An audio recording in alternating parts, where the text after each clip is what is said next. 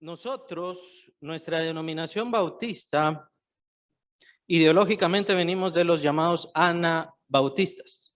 Los anabautistas. Los anabautistas estuvieron en el tiempo de la Reforma. Y se les llamó anabautistas a modo precisamente de burla. Era un juego, era un chiste, era un modo de insultarlos. Se pensó así. Pero en realidad fue tan importante el nombre que así quedaron. Mejor se quedaron como anabautistas. Los anabautistas significa, o el nombre anabautista significa rebautizar. O les llamaban los rebautizadores. Ahora, ¿por qué hago esta historia? ¿Por qué hablo sobre esto? Porque a muchos anabautistas en el tiempo de la Reforma, no solamente por católicos, obviamente, recuerdan, en aquel entonces la persecución era del catolicismo, pero no solamente de católicos, sino también de luteranos, también de los seguidores de Calvino y de varios así, reformadores, lo que hicieron fue asesinar anabautistas.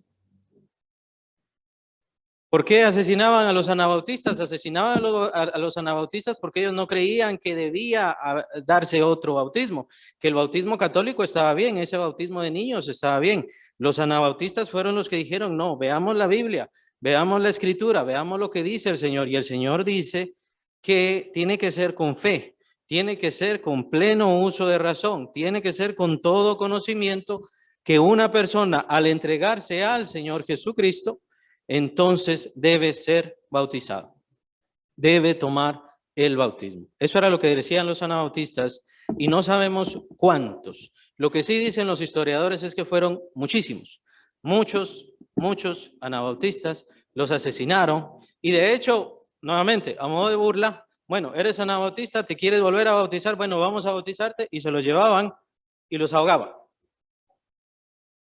Ahí está tu rebautizo. Y los ahogaba.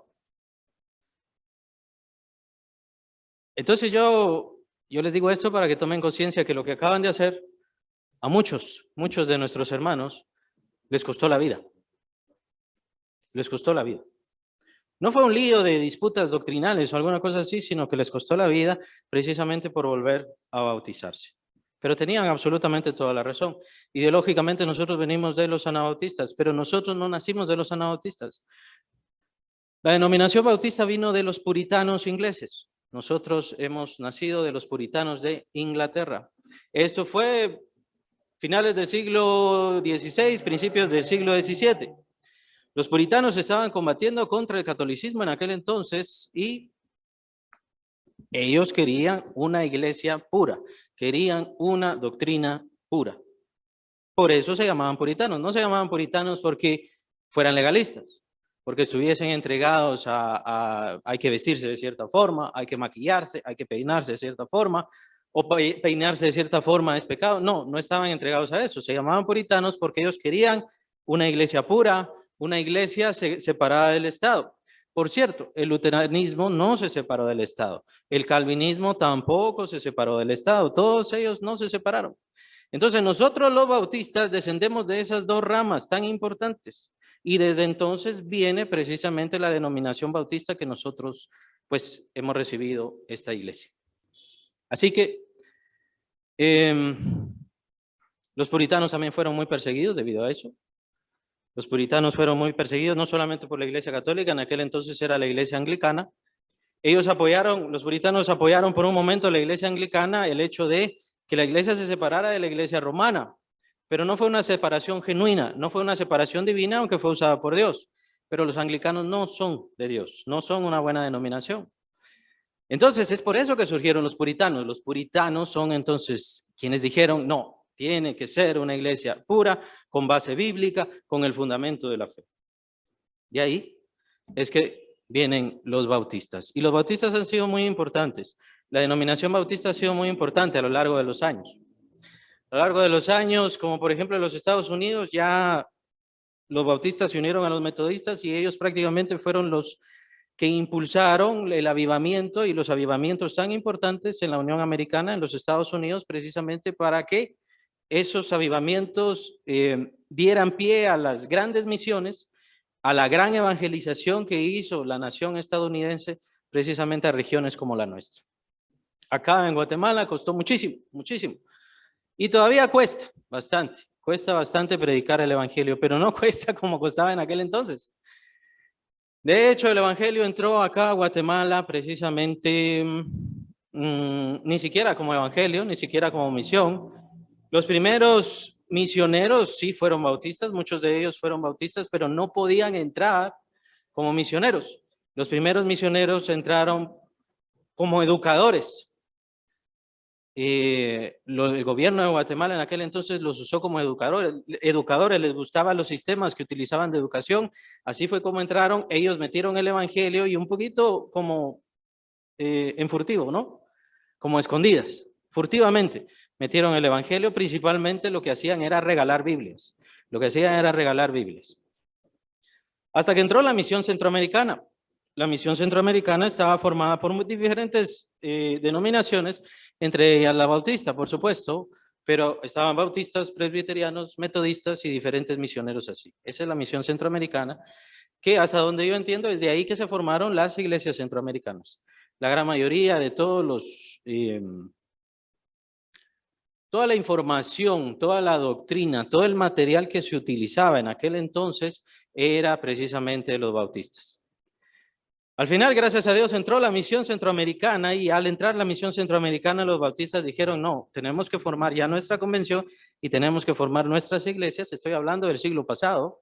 Tenemos que formar nuestras iglesias. Hasta entonces es que entró, de hecho, el evangelio formalmente acá a Guatemala. Por eso es que todavía hay mucho atraso acá en Guatemala. Por eso es que todavía hay demasiado catolicismo.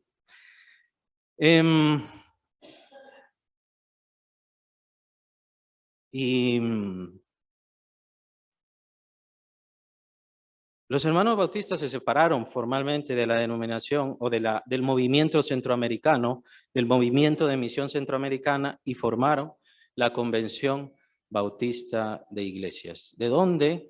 Para hacer muy corta la historia, precisamente surge esta iglesia. Esta iglesia en la que se encuentran hoy es una de las primeras 7 iglesias bautistas de Guatemala. Esta iglesia se llama le llaman una de las 7 iglesias históricas, esta iglesia.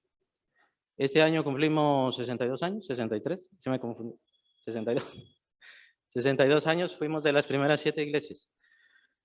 Y les estoy dando toda esta reseña para que entiendan de dónde es que viene. Esto de ser bautista es una historia fascinante. Mucha muerte, mucho dolor, mucho sufrimiento. Les pido perdón por mi garganta. Ha sido un fin de semana tal vez de los más difíciles de mi vida. Estamos dolidos como iglesia porque hemos perdido una hermana, pero estamos felices como iglesia porque hemos recibido a varios hermanos jóvenes. Así que son obras que el Señor hace, son propósitos que el Señor hace. Yo les pido a todos que se comprometan con el Señor, que el Señor lo que quiere tener es una relación personal con ustedes. Lo que quiere tener es una relación personal con ustedes. Esa es, me parece, la diferencia más fascinante que tiene el Evangelio. No existen varios evangelios, no existen varias formas del Evangelio. El verdadero Evangelio es uno y lo demás es mentira.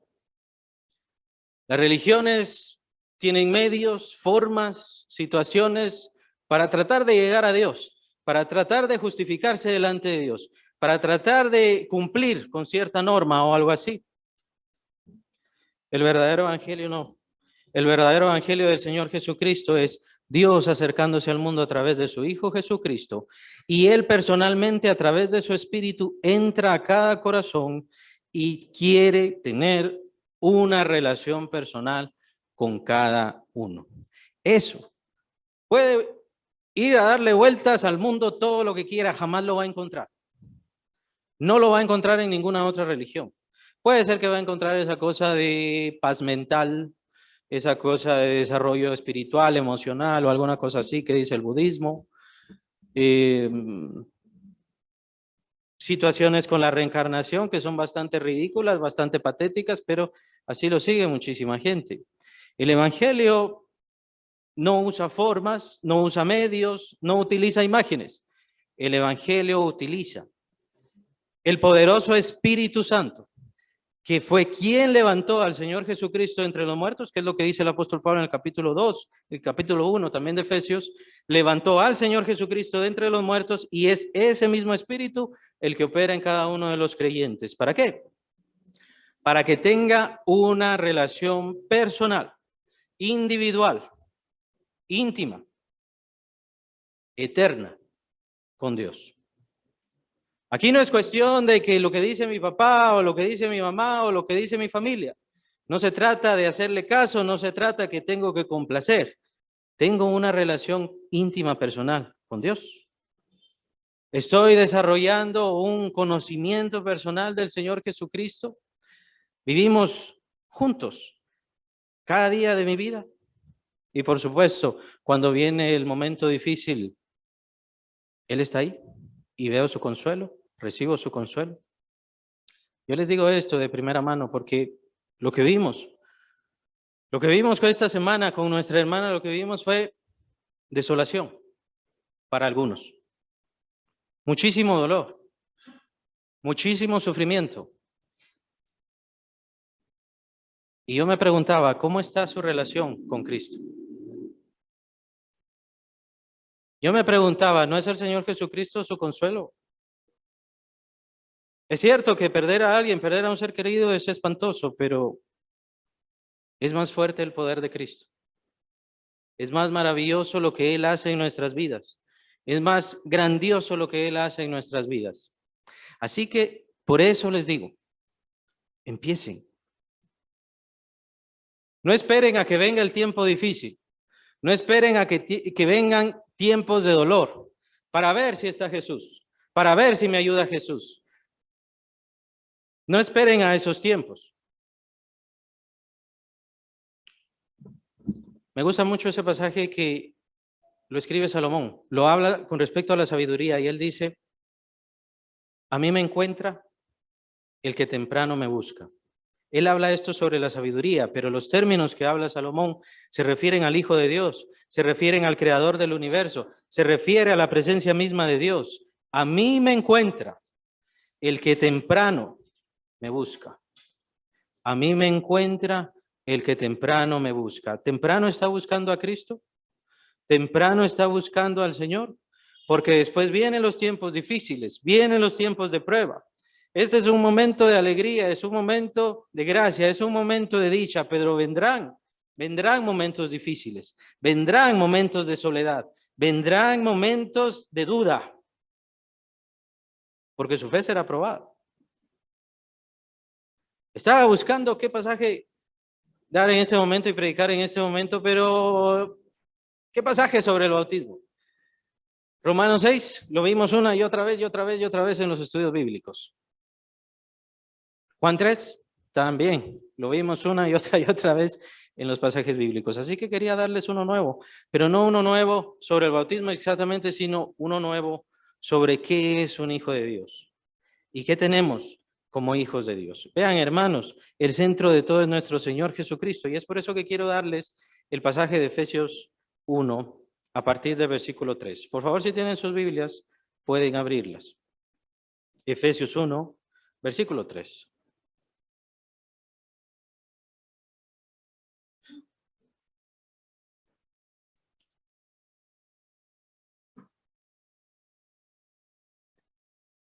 Estas son cosas que ya tienen. Y estas son cosas que todos los creyentes tenemos y les digo especialmente a aquellos que ya cumplieron con su profesión de fe, que ya cumplieron con su bautismo. Estas son cosas para ustedes. Ahí están. Cristo ya se las ha dado. Ya lo han recibido. Dice, bendito sea el Dios y Padre de nuestro Señor Jesucristo, que nos bendijo con toda bendición espiritual en los lugares celestiales en Cristo Jesús. ¿Ustedes ya tienen toda bendición? ¿Ya han recibido toda bendición que necesitan?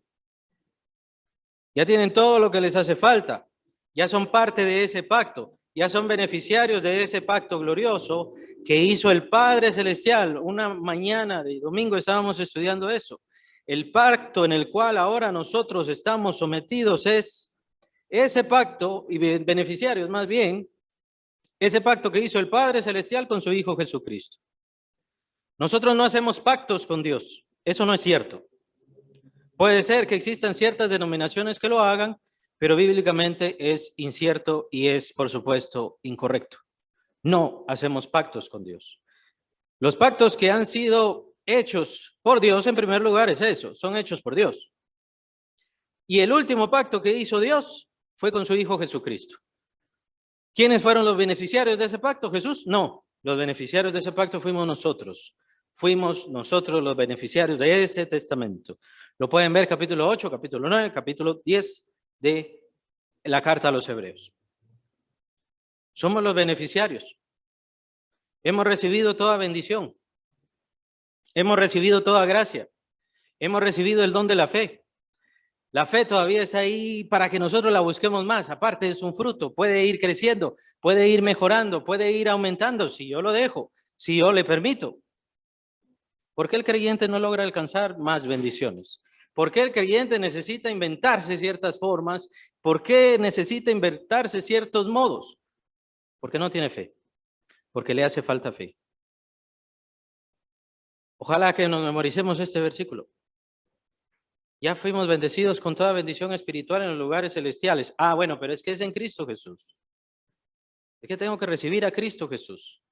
Ningún ser humano puede recibir bendición sin Cristo Jesús. Ningún ser humano puede recibir gracia de Dios, tener el don afable de Dios, la misericordia de Dios, toda la piedad de Dios, no la puede tener sin recibir a Cristo Jesús. Afuera de Cristo Jesús no hay bendición, no hay dicha, no hay esperanza.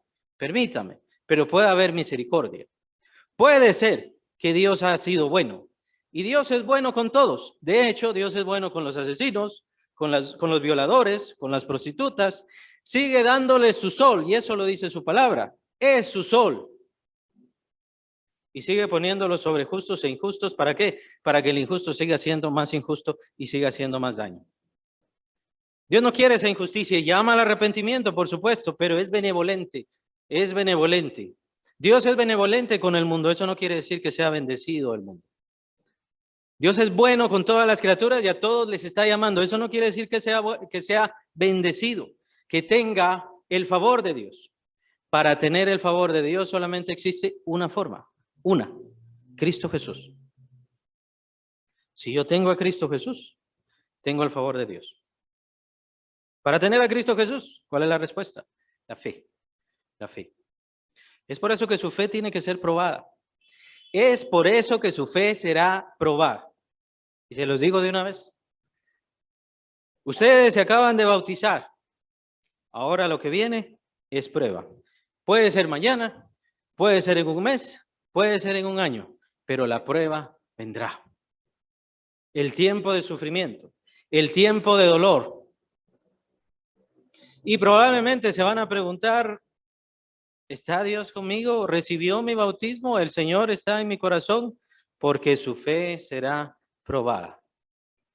Y es por eso, como le dice el Señor a el apóstol Pedro, yo he orado para que tu fe no falte, nosotros oramos para que su fe no falte, para que su fuerza se mantenga. Ahí están las bendiciones, pero ustedes tienen que buscarlas a través de Cristo Jesús. Tienen que echar mano de las cosas celestiales, de las cosas espirituales. Tienen que aprender a caminar en lo espiritual y la única forma de hacer eso es por medio de una relación íntima con Dios a través de la fe. El próximo domingo temprano eso vamos a estudiar. Porque pareciera que los creyentes no logran caer en el sentido del evangelio y todavía lo ven de una forma religiosa. Venimos y nos sentamos y juntamos las manos y qué bonito y aleluya. Y regreso a mi casa y soy malo o digo malas palabras o trato mal a mi familia. Ese es un sentido religioso. No quiero perdonar, ese es un sentido religioso. El verdadero evangelio vino a esta tierra para transformar nuestras almas, nuestras mentes, nuestros corazones y nuestra vida entera. Para poder tener una relación plena, correcta y perfecta con Dios. No le estoy diciendo que no la tenga en este momento. Le estoy diciendo que todavía no ha logrado alcanzar esa perfección, de dicha, de gozo, de paz y de consuelo. Es por eso que cuando viene el dolor, ¿dónde está Dios? Cuando viene la muerte, ¿qué pasó, Dios? ¿Qué voy a hacer? ¿Qué vas a hacer? ¿No soy yo el que te toma de la mano? ¿No es conmigo con quien hablas todos los días? ¿Te dejó tu familiar? ¿Yo te voy a dejar? ¿No tienes seguridad de que hablas conmigo a cada instante? En el momento en que tú te dispones a orar, ¿no crees que llegas a mi presencia?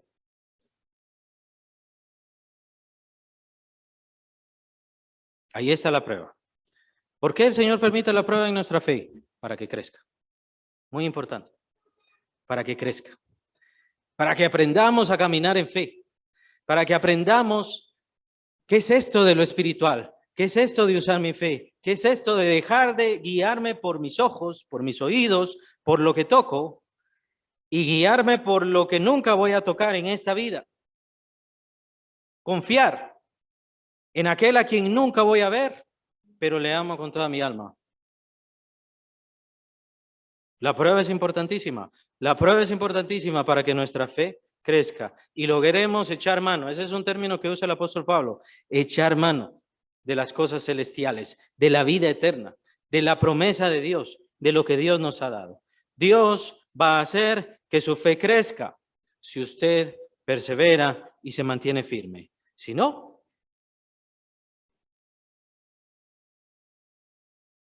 va a entrar en religión. Y mire, lastimosamente hay muchísimos así.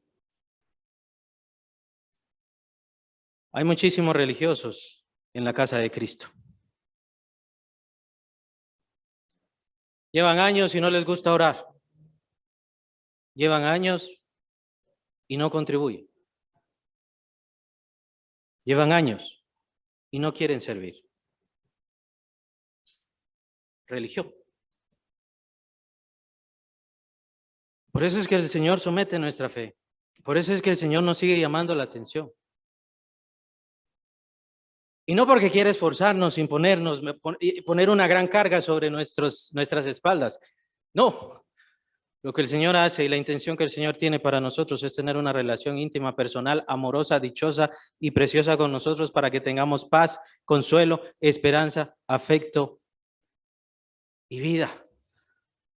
Verdadera vida plena. ¿Sabe? Yo me quedo anonadado.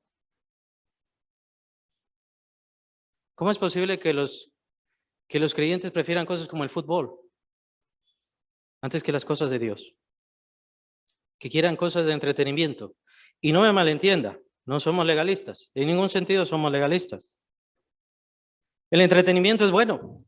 Vaya a las piscinas, salga a bicicleta, váyase al volcán, haga lo que sea. Es bueno, es excelente. Pero ¿está poniendo a Dios primero? ¿Puso a Dios primero? ¿Al primero con quien hables a Dios? ¿Al primero que busques a Dios? Vea, esa es la razón por la cual los apóstoles de la iglesia, no voy a decir cambiaron porque no existe cambio. De hecho, la primera iglesia, es decir, la iglesia apostólica, no quitó el Sabbat, que era el día del Señor. Recuerdan que incluso está entre los 10 mandamientos, de los primeros, de hecho. La iglesia apostólica no quitó el Sabbat. Lo que pasa con el Señor Jesucristo es que el Señor Jesucristo utilizó el Sabbat o el Shabbat, como le quieren llamar, o sea, el sábado, lo utilizó para evangelizar. Lo utilizó para evangelizar y es lo mismo que hicieron los apóstoles. Es por eso que ustedes ven en el libro de Hechos, pueden leer, los apóstoles entraron en la sinagoga y entonces empezaron a predicar y evangelizar. Ellos no iban a la sinagoga porque querían estar en la sinagoga en sí, querían publicar y querían pregonar el evangelio. Ellos tomaron el Shabbat para evangelizar. Es por eso que pusieron el primer día, o sea, el domingo, para hacer la reunión de la congregación. El primer día es el diezmo quedamos en tiempo. Estamos diezmando un día de nuestra semana a Dios para estar con Él, para verle, para encomendarnos, para encomendar esta semana. ¿Cómo va a ser su semana? Y es entonces donde le pregunto, ¿usted tiene contemplada su semana pasada cuando viene acá? ¿Y lo que va a hacer ahora? Uno de los testimonios que dan los antiguos romanos acerca de los primeros creyentes dice que se juntaban muy de temprano precisamente para adorar y exaltar a Dios. Y algo que hacían es juraban que no harían lo malo. Se comprometían a hacer el bien. Esos eran los primeros creyentes. Esos eran los primeros cristianos que de hecho, por cierto, son los que torturaban, los quemaban en las calles para iluminar las calles de Roma. Y ellos el domingo, cuando se juntaban como iglesia, se comprometían a no hacer daño a nadie, a no hacerle mal a nadie. ¿Nos comprometemos así? ¿Venimos así a la casa del Señor? Pienso en mi semana, en lo que voy a hacer, en lo que voy a dejar de hacer, en lo que me voy a comprometer con Cristo. ¿Cómo está mi relación con Él? O vengo y me voy, cumplo y me voy. ¿Cómo es mi vida? Cada quien tiene que pensar. Versículo 4. Según nos escogió en Él antes de la fundación del mundo. Según nos escogió en Él antes de la fundación del mundo, para que fuésemos santos y sin mancha delante de Él. Estos jóvenes que hoy se bautizaron, pareciera ante los ojos del mundo y pareciera ante los ojos tal vez incluso de los mismos de la iglesia. Bueno, nosotros los estamos recibiendo como nuevos miembros, los estamos recibiendo como creyentes. Algo muy importante. Dios ya los escogió y los escogió en Cristo Jesús. Ya los conocía desde antes de la fundación del mundo. Ahí está, y desde antes de la fundación del mundo ya los había escogido a ustedes. Ya estaban en la memoria de Cristo, ya estaban en la memoria de Dios, ya Dios los había juntado con Cristo y es por eso que los escogió. Es lo que dice el apóstol. ¿Qué fue lo que vio Dios? No sé, no les puedo decir. No les puedo decir porque no puedo decir por qué Dios me escogió a mí. No soy bueno, no soy justo, no soy perfecto. Hago muchísimas cosas malas, hago muchísimo daño y diría yo al que más hago daño es a Dios. Sí. Si tengo una buena relación con Dios es porque le necesito cada día de mi vida. Si no fuera así, entonces ya estaría muerto hace mucho tiempo. No porque sea bueno. No sé qué vio. O no sé qué es lo que quiere hacer. Pero sí sé que se trató de reunirme junto con su Hijo Jesucristo. Desde antes de la fundación del mundo, ya conocía mi nombre, ya conocía quién era, ya conocía lo que iba a buscar, ya conocía esta iglesia, ya conocía este día, y esto es para quienes se bautizaron, ya conocía este día, y en este día harían su declaración por Cristo. Y todo eso ya quedó confirmado. Desde antes de la fundación del mundo. ¿Para qué? Para que fuesen santos y sin mancha delante de Él. Por supuesto, esto se puede malinterpretar. Bueno, entonces tenemos que buscar la santidad. No, la santidad está en Cristo. Ya fuimos apartados por Dios. Eso significa santidad. Fuimos apartados por Dios. Entonces tengo que dejar de pecar. Por supuesto que tiene que dejar de pecar, pero porque Dios le ha lavado. Usted no se puede lavar. Y es eso lo que tenemos que predicarle al mundo, por cierto. No importa de qué forma se vista, no importa que tantas veces vaya a un templo, a este templo, a cualquier otro templo de cualquier otra religión, no importa si se quiere meter en una cárcel, incluso no dejará de hacer lo malo. Lo explica el apóstol Pablo en Colosenses claramente. Sin importar qué hagamos, dejemos de tocar, dejemos de hacer, dejemos de gustar, no importa qué pase, no podemos hacer nada con lo que está adentro. No hay nada que pueda tocarnos adentro. Mis manos no pueden transformar mi alma. Mi ser no puede ser transformado por sí mismo. Solamente hay un medio, solamente hay un modo, solamente hay una forma de encontrar santidad y estar sin mancha delante de Dios. Solamente hay una forma. Su nombre es Cristo Jesús. Por su sangre, todos nosotros hemos sido lavados y somos transformados por el poder del Espíritu Santo, por el lavamiento del agua, que es la palabra de Dios. Y es por eso que insistimos, y somos necios, y somos tercos, y vamos a seguirlo siendo. Lea la Biblia. Ya la leí 10 veces, léala otras 10 veces. Ya la leí 20 veces, léala otras 20, y mejor si son 100. Y deje que le transforme. Porque de hecho de leerla no sirve de nada.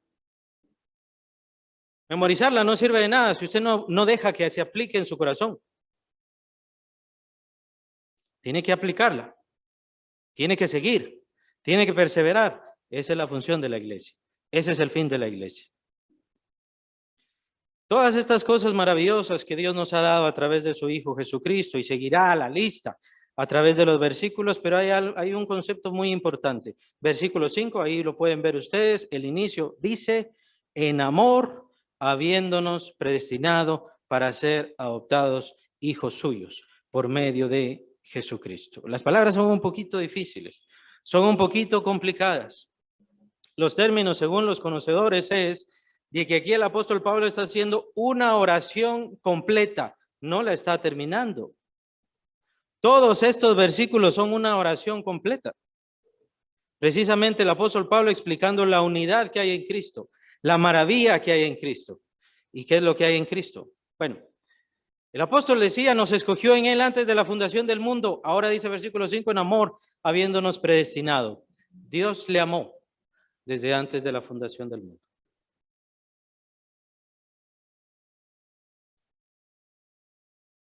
Dios le llamó, Dios le conocía, Dios le escogió.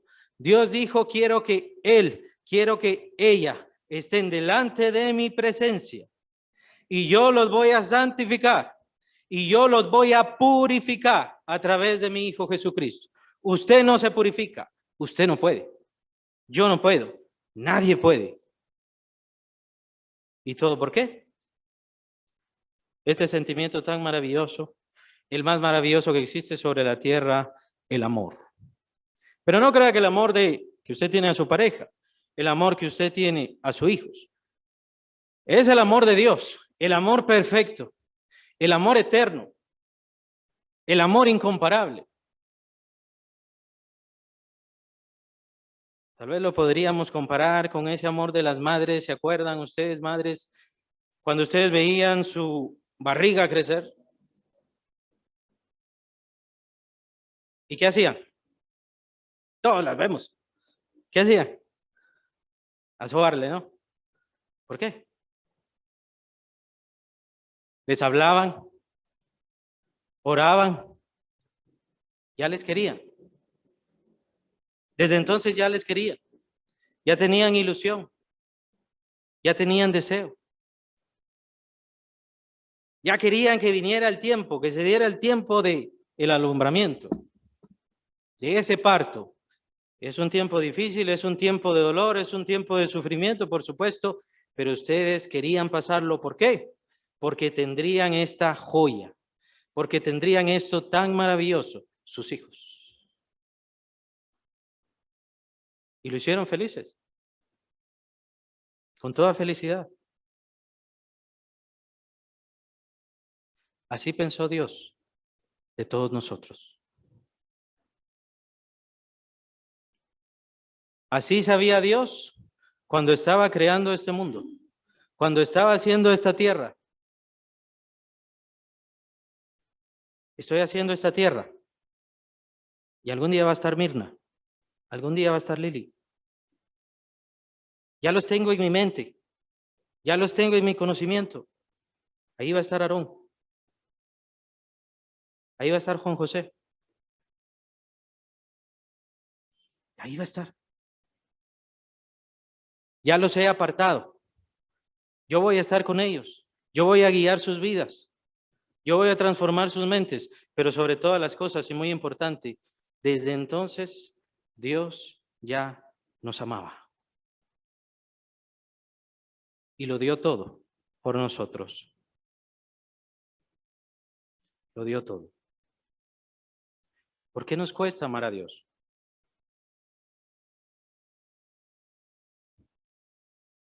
¿Por qué nos cuesta y dejamos ese amor tan grande por cosas tan insignificantes muchas veces?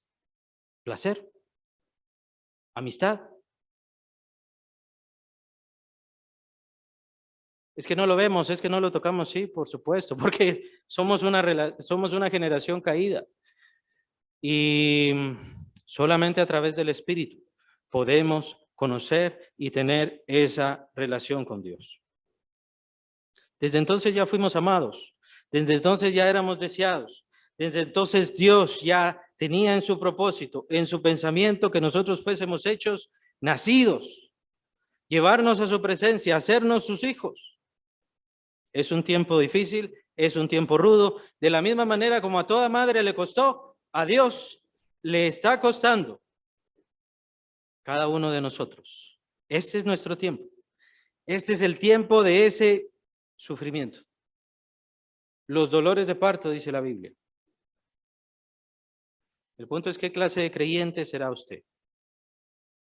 Vea tan importante versículo 6. Para esto nos hizo Dios. Según el puro afecto de su voluntad, termina el versículo 5, pero dice el versículo 6, para alabanza de la gloria de su gracia, con la cual nos hizo aceptos en el amado. ¿Sabía usted que Dios le ha salvado, que Dios le ha bendecido y que por supuesto Dios va a glorificar su vida para que todos los ángeles, para que toda la creación, para que todas las creaciones que Dios va a hacer y la perfección que hará con este universo y con cualquier otra dimensión, le vea a usted y glorifique a Dios? Le exalte a Dios por su grandeza, exalte a Dios por su maravilla, por toda la gloria que ha hecho Dios con usted, por todo el favor y la misericordia que Dios ha tenido con su vida. Ese es nuestro propósito, que seamos de exaltación a la inmensa misericordia, al favor de Dios. Es por eso que Dios espera que seamos agradecidos. Es por eso que Dios espera que sigamos adelante, que peleemos la buena batalla, que guardemos la fe y que la guardemos, y esto es muy importante, que la guardemos hasta el último día de nuestra vida.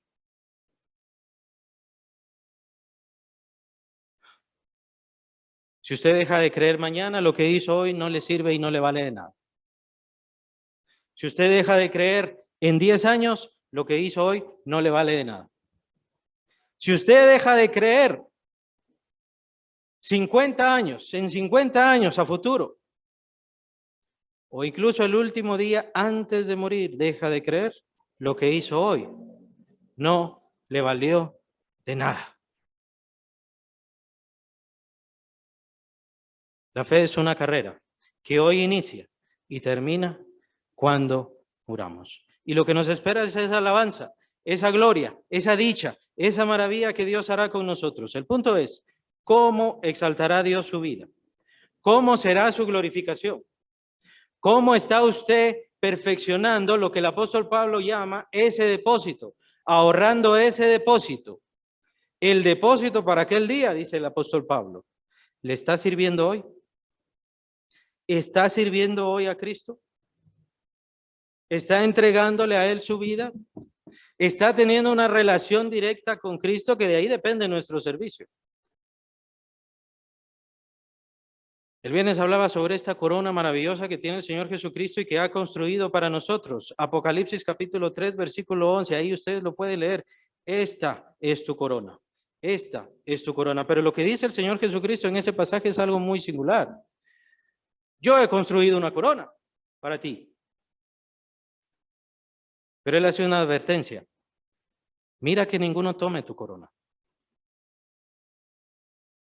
Cuídate que ninguno tome tu corona. Y con esto quiero concluir. Dios ha tenido un plan. Dios ha hecho un plan. Desde antes de la fundación del mundo ya nos conocía. Ya estaba ese plan determinado, incluso para que hoy hicieran este acto tan maravilloso que es el bautismo. Ahora les digo, Dios está haciendo y está forjando una corona con su nombre para ustedes, personalmente. Ahora existe el peligro de que Dios se la tenga que dar a alguien más.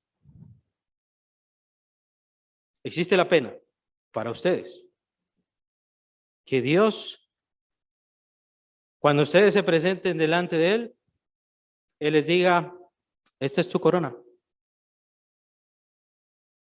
que yo había preparado para ti.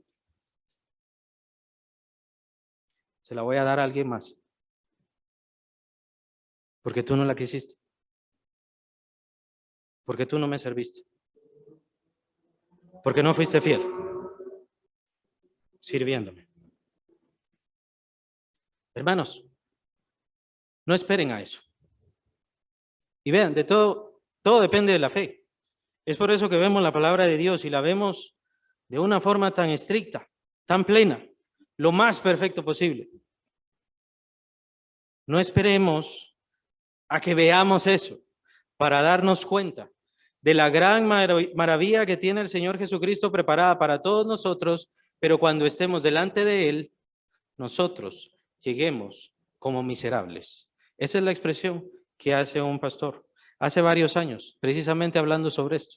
Dice, estoy seguro y convencido de que la gran mayoría de creyentes cuando esté delante de la presencia de Dios, al fin va a contemplar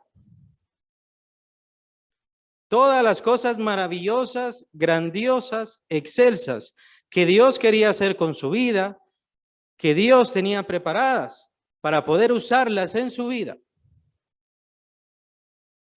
Pero decía el pastor, he aquí, muchos van a decir, pero he aquí, yo vengo delante de ti, Señor, como un miserable, como alguien pobre, como alguien que no tiene nada. ¿Por qué? Porque no creí. Porque no peleé la buena batalla de la fe. Porque no corrí la carrera. Porque oraba, pero oré una semana y como no funcionó, entonces dejé de orar. Fui una vez a evangelizar, pero estaba difícil, entonces mejor ya no fui. Dios lo que quiere es constancia. Ojalá se les quede esa palabra, constancia. De aquí en adelante es constancia. Constancia en la oración, constancia en la enseñanza, constancia en la perseveración, constancia en el servicio. Y por favor, imiten a los que sí perseveran en Cristo Jesús. No imiten a los que no. No se dejen llevar por los que no. Imiten los buenos ejemplos. Imiten los que luchan. Imiten a los que se esfuerzan. Y precisamente comentaba, Juan José no estuvo el viernes, pero precisamente hablaba sobre él, porque la hermana Carmen, me acuerdo, que te estuvo hablando acá, en este lugar, la hermana Carmencita, y ella falleció este viernes. Y el